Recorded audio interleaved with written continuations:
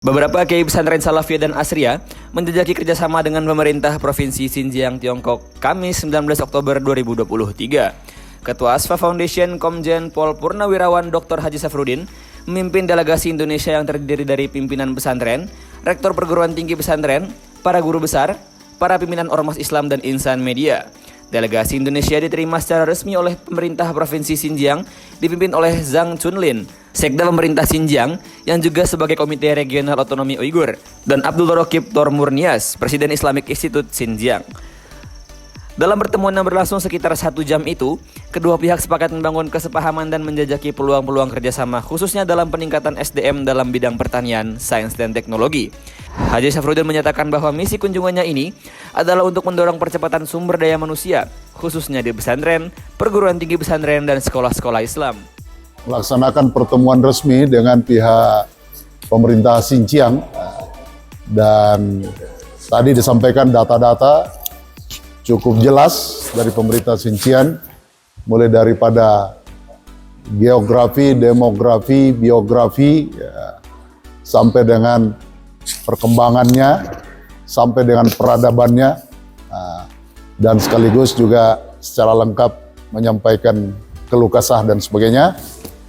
Kita sudah paham, yang kita akhirnya berkesimpulan bahwa kerjasama berkelanjutan, khususnya pemerintah Xinjiang dengan Indonesia dan Tiongkok dan Indonesia akan berlangsung dengan baik. Nanti ke depan akan ditingkatkan lebih spesifik, dan akan menjurus kepada pendidikan, sumber daya manusia, dan teknologi.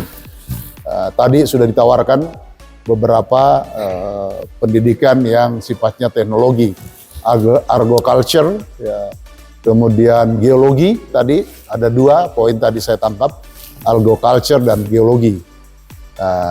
Tentang pendidikan keislaman tentu akan dipelajari lebih mendalam, karena budaya di Xinjiang dan budaya di Indonesia tentu berbeda. Sedangkan pendidikan Islam di Xinjiang dan di Tiongkok adalah mengikuti budaya mereka. Jadi akan ada semacam pendalaman lebih lanjut tentang itu. Tapi yang paling penting adalah kerjasama membangun sumber daya manusia yang berkelanjutan dan unggul, itu akan segera kita lakukan bersama-sama. Ungkapan senada disampaikan oleh Rektor Unida, Profesor Dr. Kiai Haji Hamid Fahmi Zarkashi. Pihaknya mengapresiasi dan menyambut peluang-peluang kerjasama pendidikan yang sedang diupayakan ini. Ya, tadi saya sampaikan bahwa kami ini datang dari pesantren dan kemudian berpikir mengenai bidang pendidikan, pengembangan SDM. Oleh sebab itu kita menawarkan kerjasama itu yang sifatnya saling menguntungkan. Jadi kita mengundang siswa atau mahasiswa sini ke sana untuk kita didik. Kemudian mereka juga memberi kesempatan kita untuk belajar saintek di sini. Itu bagi kita insya Allah akan bermanfaat, dan itu merupakan satu kerjasama kultural yang saya kira akan diterima. Yang kedua adalah bahwa isu mengenai radikalisme di sini itu sebenarnya bisa selesai seandainya mereka ikut pendidikan di Indonesia. Kita ini pesantren yang menanamkan moderasi beragama, menanamkan toleransi dan lain sebagainya yang sudah berjalan bertahun-tahun. Itu hal penting dalam pertemuan di Xinjiang tadi. Satu, bahwa di sini ada tugas pokok yang sangat penting, yaitu eksplorasi mineral. Itu batu bara, nikel, gas, dan sebagainya. Kader-kader pesantren ini sebaiknya dikirim ke sini untuk mempelajari eksplorasi tersebut, sehingga dari pesantren bisa ikut sebagai pemain nanti di Indonesia, karena gas, minyak, mineral maupun batu bara yang di Indonesia itu kan melimpah. Karena itu kader pesantren harus bisa dikirim ke sini. Nah, untuk dikirim ke sini tentu kan salah satu alatnya adalah bahasa. Karena itu bahasa Mandarin ini sangat penting. Insya Allah ini di Fakultas Ilmu Budaya UGM juga akan didirikan program studi bahasa Mandarin. Tentu nanti bisa kerjasama dengan UGM juga, kader-kader pesantren bisa dididik bahasa atau kursus bagaimana begitu supaya bisa melanjutkan ke sini, terutama teknologi yang kaitannya dengan eksplorasi mineral, itu sangat penting.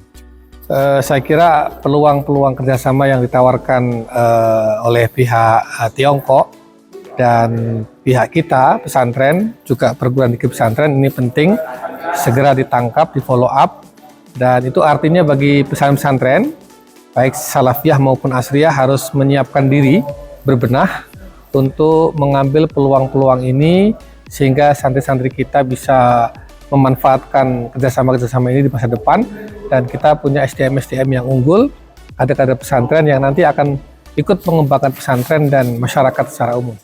Sementara itu, Sekjen Forum Komunikasi Pesantren Muadalah yang sekaligus pengasuh pesantren Termas, Kiai Haji Lukman Haris Dimyati menyatakan bahwa kalangan pesantren Salafiyah siap untuk menyambut peluang ini.